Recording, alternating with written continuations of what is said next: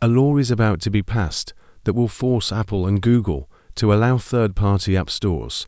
The bill, called the App Store Freedom Act, was introduced by U.S. Representative Court Kamak, and according to a report by The Verge, is intended to protect app users and developers and ensure fair competition in the mobile app marketplace. As is known, Google does not allow other application stores to be installed on the Play Store, except for certain third-party applications Amazon App Store, Galaxy Store, F-Droid.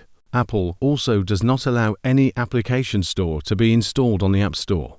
This system has made users and developers dependent on the Play Store and App Store for centuries. The United States is drafting this law because it says that this system does not bring fair competition. If this law is passed, any developer can create their own App Store and release it on the Play Store or App Store. If Google and Apple do not implement this law, they will be fined up to $1 million, depending on the number of laws they violate.